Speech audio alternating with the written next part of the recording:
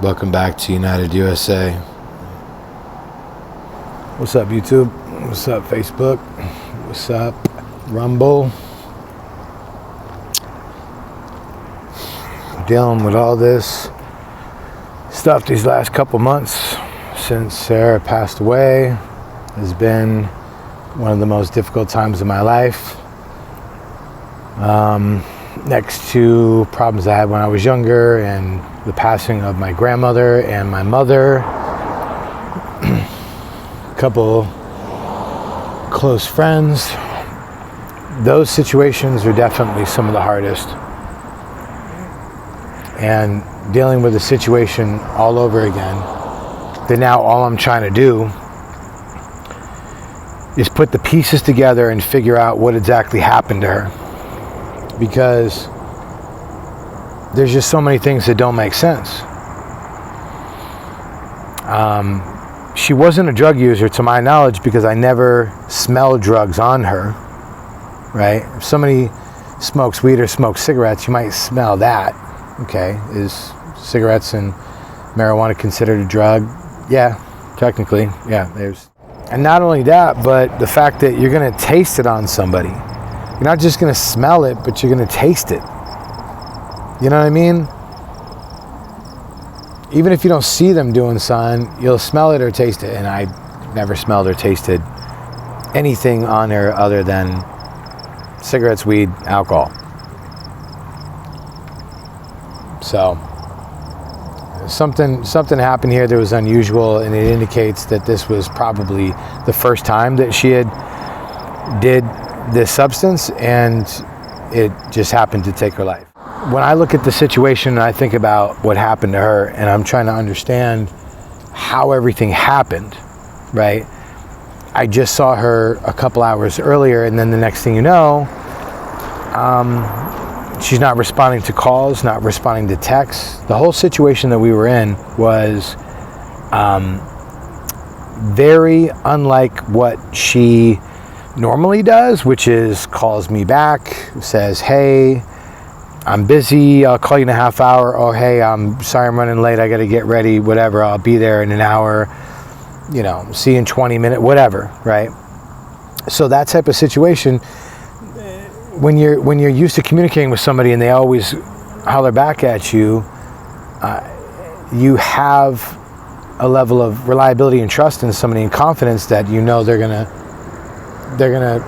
at the very least, even if they are busy, just let you know, hey, I'm busy, whatever, hit you back, I'll talk to you soon.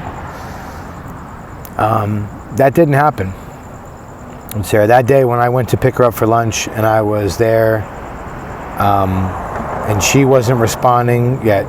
The car was there.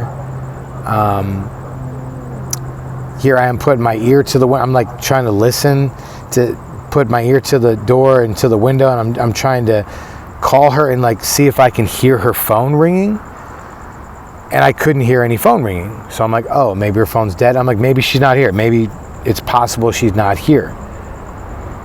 That's why I didn't call in a medical emergency right off the bat, because I was like, well, I'm still not sure. But just based on the fact that I asked the hotel to do a welfare check, I was like, regardless whether she's here or not, you guys can knock on the door. If you go housekeeping. If she doesn't respond, you guys can open that door. I'm presenting a welfare check and I'm letting you know that she has some health issues under these circumstances that are unusual. Yes, you guys can do that. They refused to do so. And so here it is 2 months later. I can't help but think, could I have potentially saved her life? Could I have gotten to her? Could they have gotten to her? Could someone have gotten to her sooner? It's possible.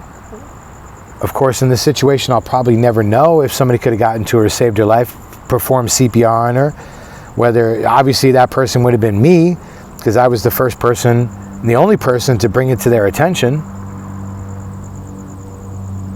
How am I supposed to not think about the fact that I could have saved someone's life who's not only not here now, but because of the way that they passed away, is probably maybe not in a better place right now, which makes it even worse, the fact of losing somebody, but then thinking about their afterlife and thinking, maybe they're not in a better place right now. And maybe I could have saved them from that. So they would have had more time on this earth to make their own decisions and more time to figure that out. Being the fact that somebody's, not even 40 years old. It's young. Life expectancy, it's like halfway through your life. I mean, that's crazy. When I think about a situation, I think about all the different things that I have been through in my life, and looking back on all the things I've been through, and to see that I'm here and some of my friends are not because of different choices they made, it breaks my heart. I don't know how else to say it. This whole situation, it just breaks my heart. Now, just trying to figure out what the next step is.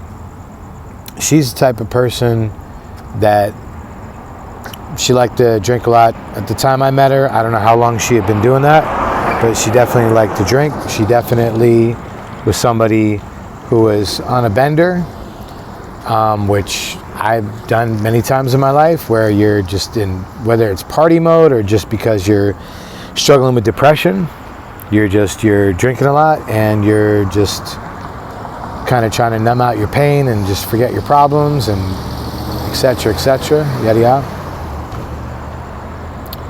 We've all done it. Everybody, I'm sure, at some point, most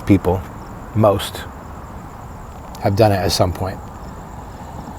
So I could see that she was depressed and she was struggling with some issues, but I just thought, well, she's on vacation, so maybe she's just letting loose, and that's just what it is.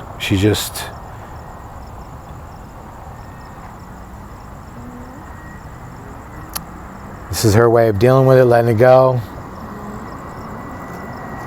Didn't seem unusual to me. But the autopsy report, the full autopsy report, hasn't been released. I did find out today cause of death.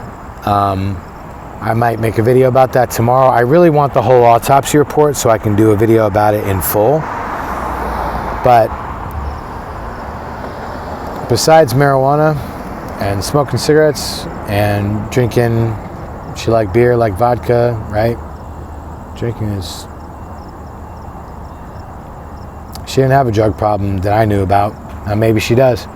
I'd really like to talk to her family. I'd like to talk to her mom. I'd like to talk to her dad. I'd like to talk to her brother, her best friend, whoever I could talk to try to understand, has she been struggling with this for a while?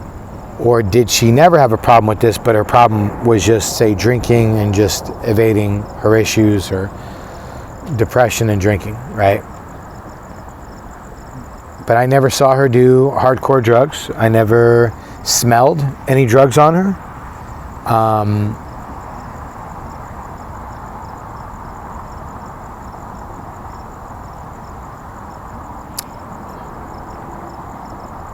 I just don't understand it.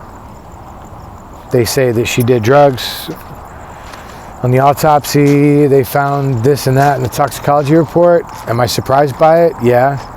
Am I questioning if it's possible that maybe, just maybe,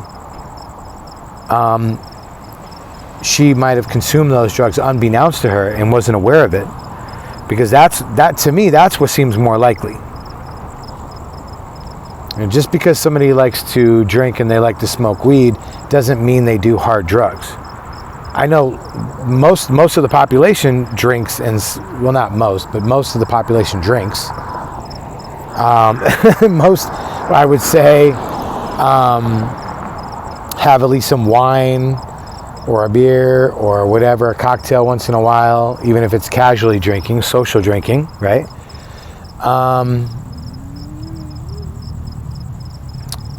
Obviously, people have different levels of how much they drink, how often, and how they consume alcohol. But I never saw her do hard drugs, ever. And now the fact that things are coming back that are making me ask more questions, where I asked them to get that camera footage from the hotel so I could see if anybody came back there with her Did anyone go into her room with her? Does the camera footage show her arriving with somebody, meeting with somebody, regardless of whether or not they were in her room?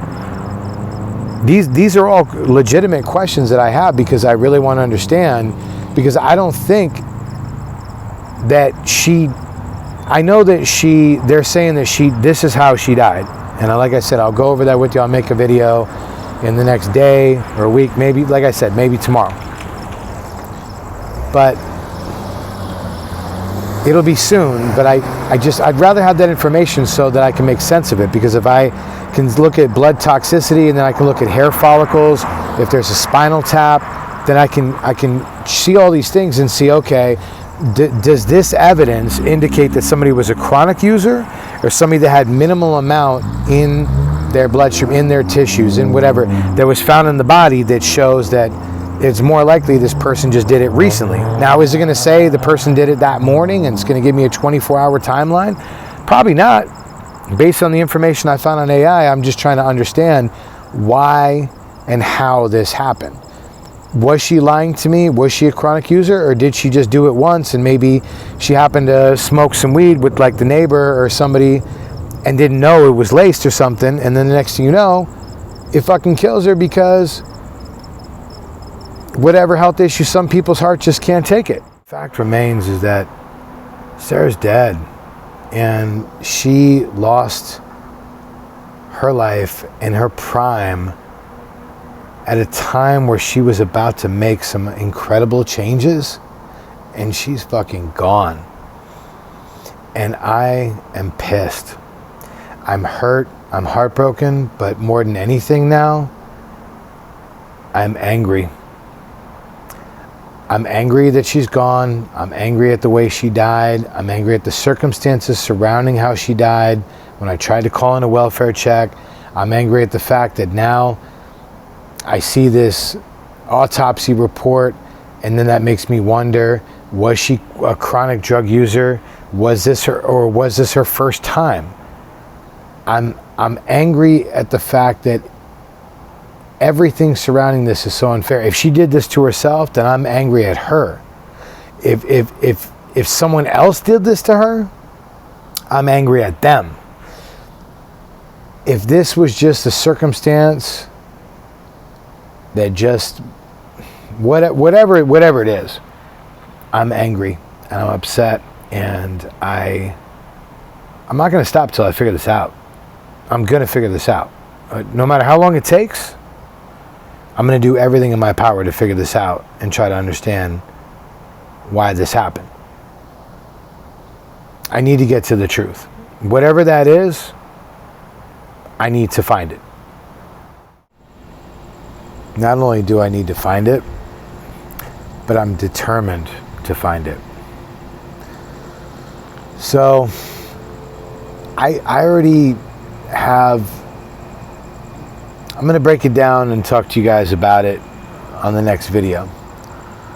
But I'm pretty sure I know a person that most likely was involved. And when I explain that on the next video, you guys will understand it, because I'll put it in context and tell you about something that individual said to a witness, that then relayed that to me about her, someone who knows her, that is a family member.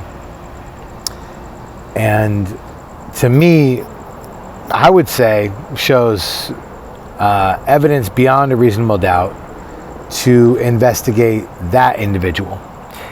And that motherfucker needs to answer some hard questions.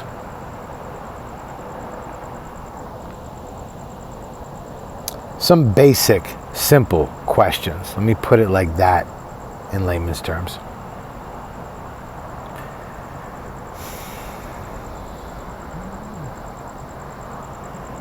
I'm so pissed about this. Her life was taken from her.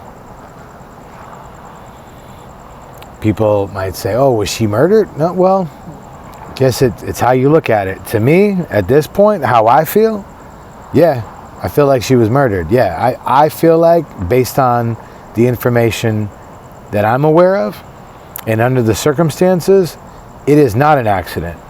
Her life was taken from her. That's how I feel. That's how I view it. And I am going to figure this out.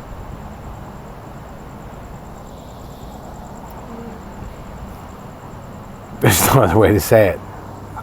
Whether I will or not, time will tell. But I'm going to do everything in my power to do so. And I hope that if something happened to me, that somebody would do the same for me. Shit, I would do that for anybody I cared about. And I've even done it for strangers. I've made videos about people on my YouTube channel, about individuals that I've never met in my life, but I was drawn to their story for the injustice of suspicious circumstances and things that didn't make sense and didn't jive, didn't add up. And I was like, nah, this doesn't make sense. No, I need to figure this out. I need to be a voice for this person. And I hope, God forbid, if something ever happens to me, that y'all will be a voice for me. At least somebody, at least one. But at the end of the day, I'm always going to do what I can. God willing, I'll figure it out. But it's not without lack of effort. You can't give up. You can't quit. You have to try in life. So no matter what, as my late mother always said, never, never, never quit.